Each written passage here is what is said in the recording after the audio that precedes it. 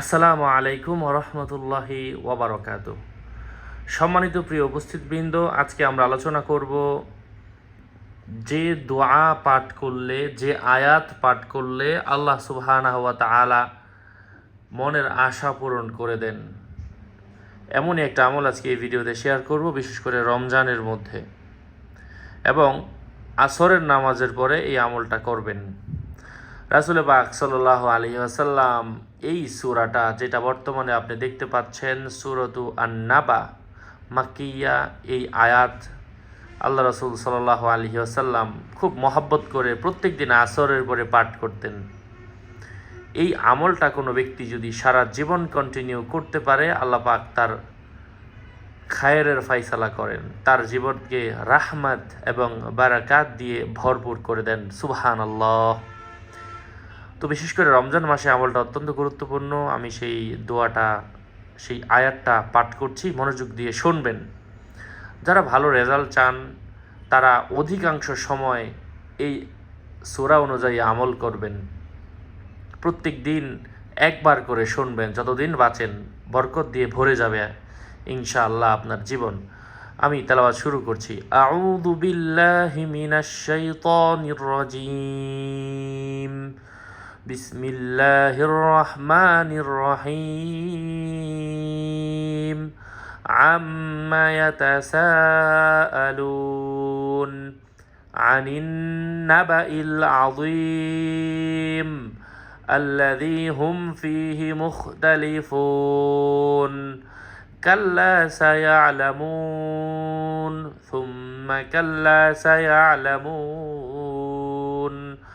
ألم نجعل الأرض مهادا والجبال أوتادا وخلقناكم أزواجا وجعلنا نومكم سباتا وجعلنا الليل لباسا وجعلنا النهار معاشا وبنينا فوقكم سبعا شدادا وجعلنا سراجا وهاجا وأنزلنا من المعصرات ماء ثجاجا لنخرج به حبا ونباتا وجنات ألفافا إن يوم الفصل كان ميقاتا يوم ينفخ في الصور فتأتون أفواجا وفتحت السماء فكانت أبوابا وسيرت الجبال فكانت سرابا إن جهنم كانت مرصادا للطاغين مآبا لابثين فيها أحقابا لا يذوقون فيها بردا ولا شرابا إلا حميما وغساقا جزاء وفاقا إنهم كانوا لا يرجون حسابا وكذبوا بآياتنا كذابا وكل شيء أحصيناه كتابا فذوقوا فلن نزيدكم إلا عذابا إن للمتقين مفازا حدائق وأعنابا وكواعب أترابا وكأسا دهاقا لا يسمعون فيها لغوا ولا كذابا جزاء من ربك عطاء حسابا رب السماوات والأرض وما بينهما الرحمن لا يملكون منه خطابا يوم يقوم الروح والملائكة صفا لا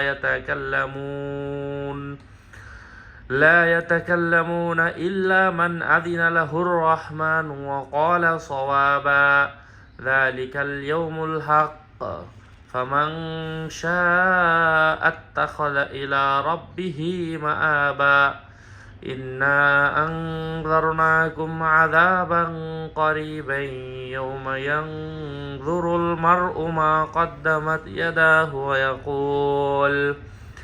ويقول الكافر يا ليتني كنت ترابا সদকা জারিয়ার নিয়তে বন্ধুদের কাছে শেয়ার করবেন। আশা করছি আপনার একটা শেয়ার আপনার নাজাতের কারণ হতে পারে, কারণ হতে পারে এই ভিডিওটা অন্য একজন মানুষ দেখবে, উপকৃত হবে, কোরআনের তেলাওয়াত শুনবে, তার মন জুড়িয়ে যাবে, হতে পারে সে কন্টিনিউ আমল করবে। একজন মানুষ যদি আমল ধরে, আমল কন্টিনিউ করে, এই এক সেকেন্ডের শেয়ার সাবস্ক্রাইব আপনার নাজাতের জন্য জরিয়া হয়ে যাবে ইনশাআল্লাহ। ওয়াসসালামু আলাইকুম ওয়া রাহমাতুল্লাহি ওয়া বারাকাতুহু।